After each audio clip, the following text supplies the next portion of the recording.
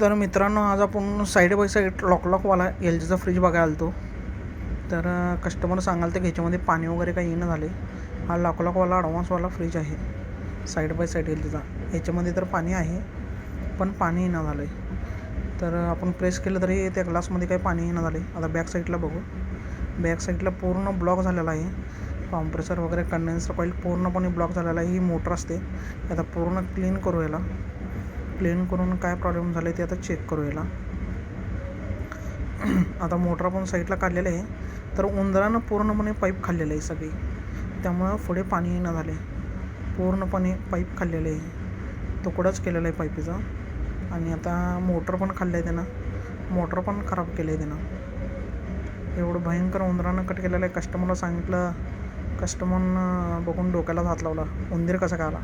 पूर्ण कडेपर्यंत wire cut केलेली आहे. आता पूर्ण बॉडीतनं त्याला कनेक्ट करा पाहिजे आपल्याला. आणि हे मोटर पण खराब झालेलं आहे. आता पहिला क्लीन करू याला. मी गेल्या वेळी बोललेलो की स्प्रेनं कंडेन्सर वगैरे सगळं कॉईल क्लीन केलेलं आहे. आपण आता कॉम्प्रेसर वगैरे क्लीन केलेलं आहे. आता हे मोटर घेऊन जाऊ आपण आणि नवीन करून आणू याला सगळं.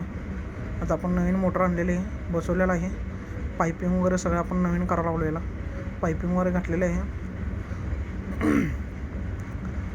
तर हे मोटर बघा पूर्ण स्वच्छ करून आता नवीन याला पायपिंग करायचं. तर ह्याचं कनेक्शन वगैरे सगळं चेक करायचं पहिला.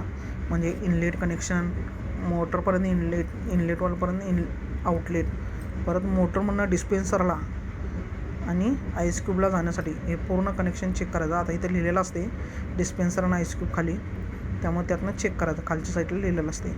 एल्बो वगैरे सगळं परफेक्ट लावायचं. आता आपण चालू केलेलं आहे, कनेक्ट केलेलं आहे.